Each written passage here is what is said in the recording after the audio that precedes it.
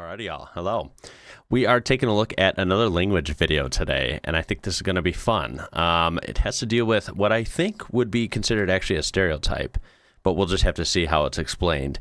The name of this one is Why German Sounds So Aggressive. Now, from an American point of view, this is definitely, makes sense for a title of this video because it is portrayed as very aggressive.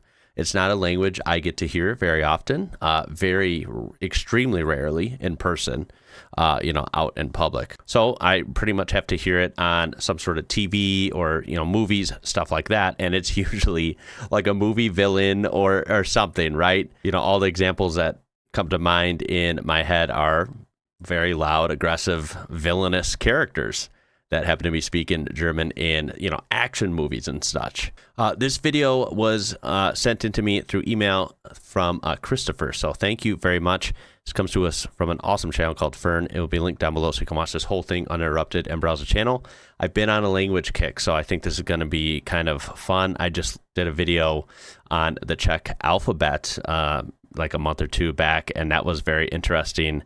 And so I want to start, doing a little more language type stuff coming up because I find it very educational and really good for the brain and fun to challenge myself. So that's here about German and why it sounds so aggressive and if that's even true. Such, we are always self-conscious about getting angry in public.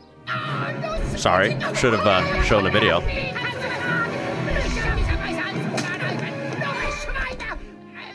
Our language is quite the troll. I can do an evil old Hausfrau. Ess dein Schnitzel, sonst kriegst du keinen Nachtisch. Deutschland ist ein Land ut Stodtluten. Na ja, lass die Hände hoch. Nimm an wegen Schritt. Glaubst du, dass die Deutsche keinen Humor hat, huh? German sounds hard. See, these are all American TV shows and such. Portraying it as very harsh. Harsh and aggressive. Guten Tag. Ich will ein klein Brotchen haben, bitte schön. Das schwarze Brotchen mit dem Käse und das Schinken, bitte schön. It's a disgusting language. Nobody should ever speak it. It sounds like typewriters eating tinfoil being kicked down the stairs. And somebody is talking to you in German. They're saying, and you think, what is happening to you from behind? How can we make it stop? Someone. Now, I know that's a comedy bit, so that is pretty funny and exaggerated on purpose. But I don't think it's disgusting. I'm on a language kick where I'm finding so many different languages so interesting, right? I also did a video on seeing like newscasts in like 47 or something, like tons of languages in Europe, and I think they're all beautiful and unique. What's funny is there's other Germanic languages, right? Like people don't say this about like Dutch or some other languages that might be similar, like Austrian or whatever. And I'm sure there's more. It's only like German that gets singled out, which is weird. Is always making fun of our language. But why does German sound so aggressive? I'm sure it has to do with history. Like, let's get real. At least from an American perspective.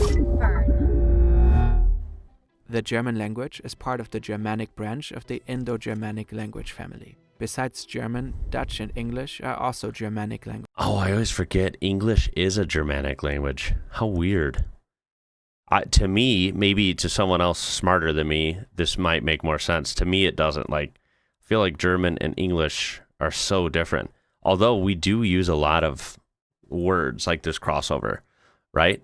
Like my daughter is literally in kindergarten, and that's a German word, as far as I know. English sounds gentle to many people. German is often described as spat, barked, ugly, dry, cold, harsh, yapping, and military.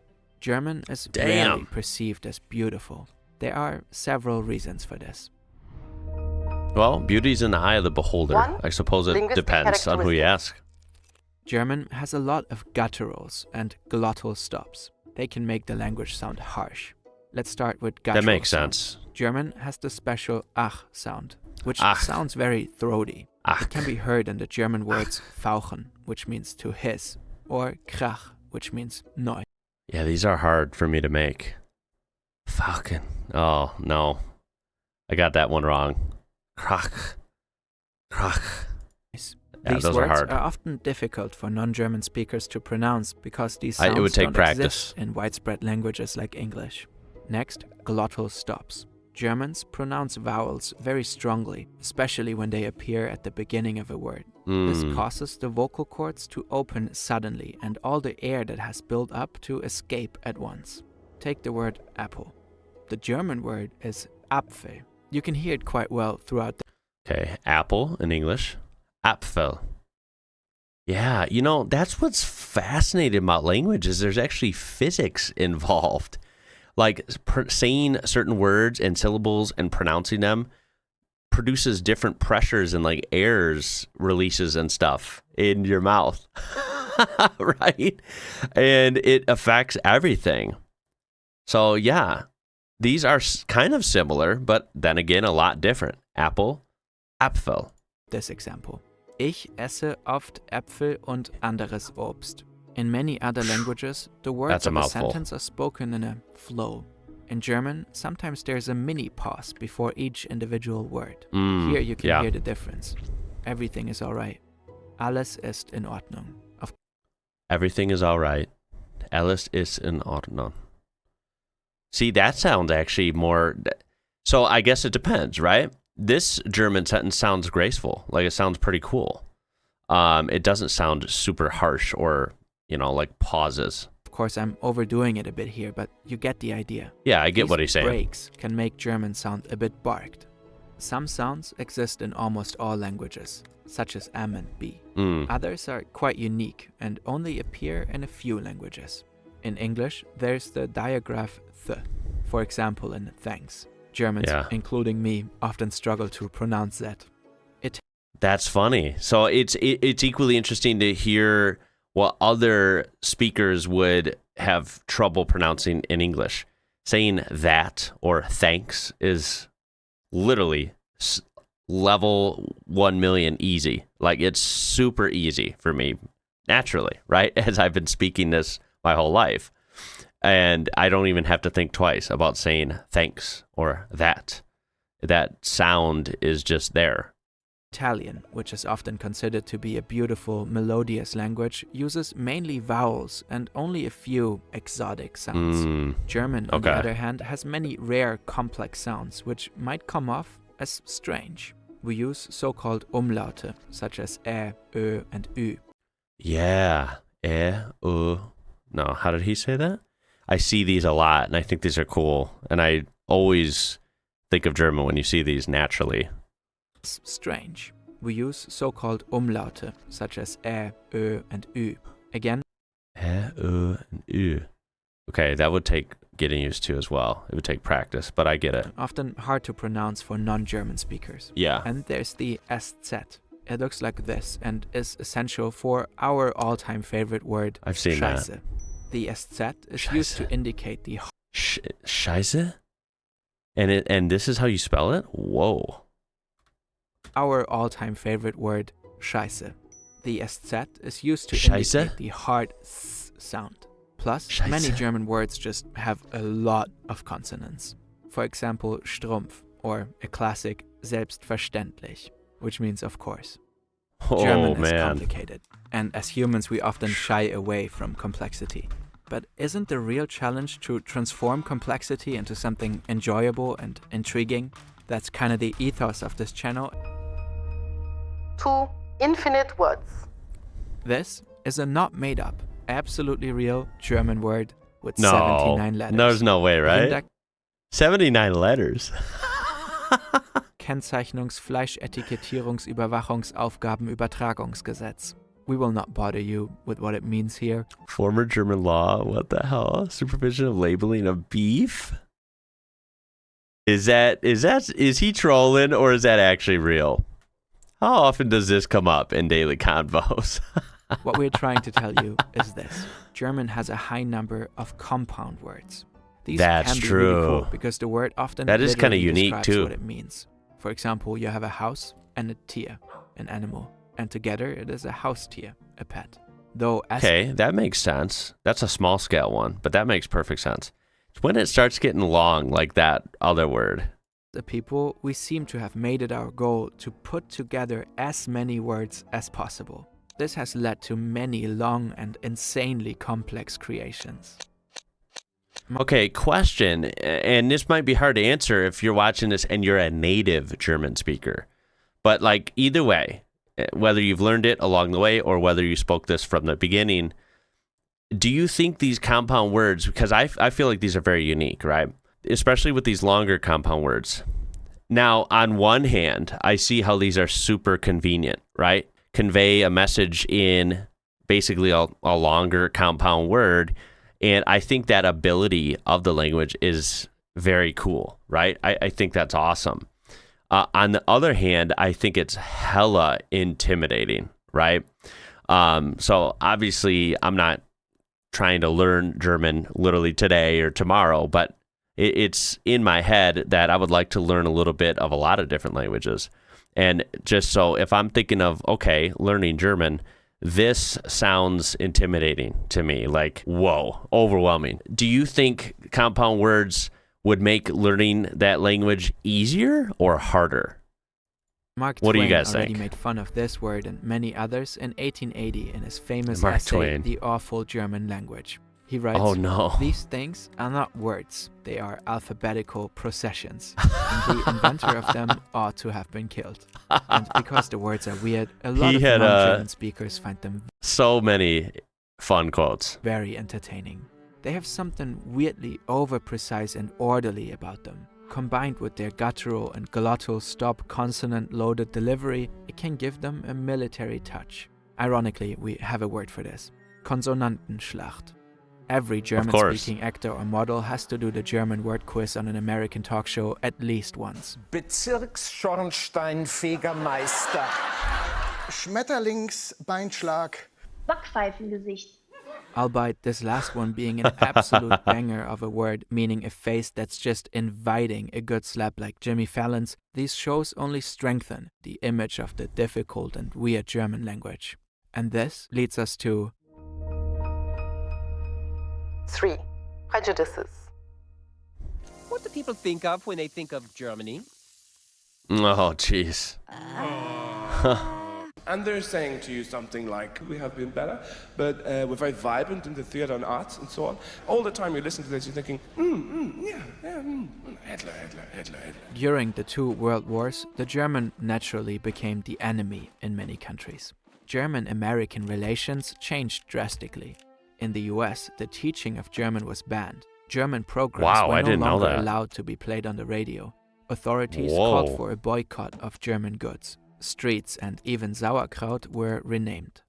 I wonder that, it makes sense at the time.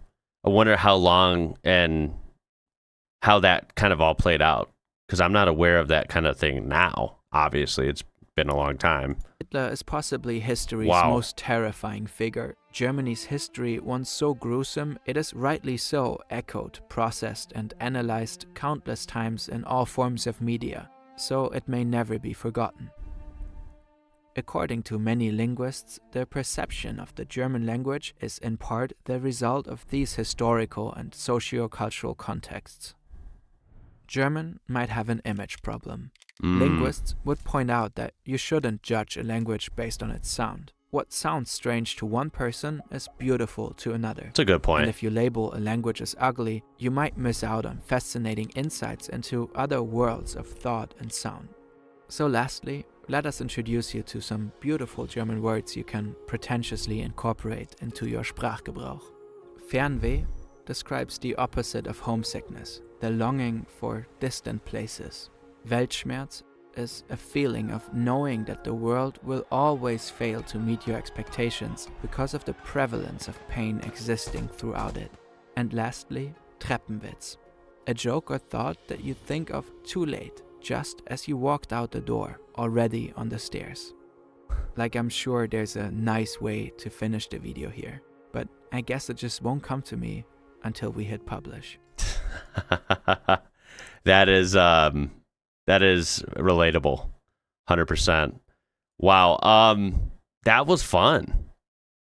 I think the long-lasting effects, the image problem, like he was talking about, that's still got to have like some sort of shelf life, right? I think a lot of time has passed, and we're in a completely different society and kind of world now than we were 80 years ago. Thankfully, right? For many reasons. But I suppose in a way that might be a factor, at least for a while still. It depends on like how, right? The context and who you ask. The problem here in the U.S. isn't like, I think in the U.S. most people kind of admire German culture, German cars. I know people are obsessed with those, German engineering, kind of all the stereotypical praises for Germany. That's very alive and well here in the U.S. at this point, right? German beer, all these things. I love German beer. I think it's absolutely incredible, especially since last year I really dove deep into that, and it is just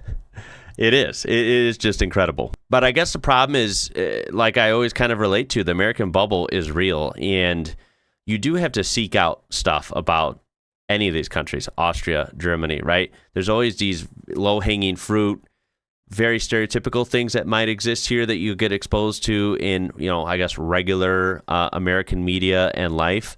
But other than that, you'd have to dive deeper on your own and seek it out. So I guess my point is that Germans sound so aggressive. I think at least maybe not to everyone, definitely not to everyone, but maybe to Americans if they're not familiar with it, right? Because again, they're just exposed to the little bit you would hear in our media, and it's always perceived that way, which is odd. I think it does have to do with World War II, and I think it does have to do with also some practical reasons, being the pauses, the harsher, endings to words and things.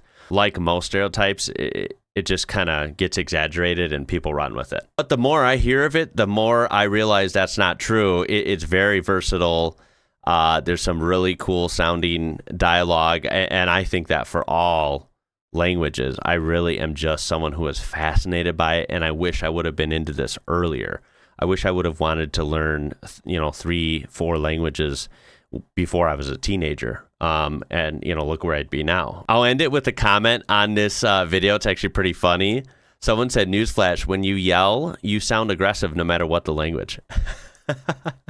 And that's true. So yeah, I'm going to end it with that one. I appreciate you guys watching. That was a lot of fun. Hopefully more to come with some different language things.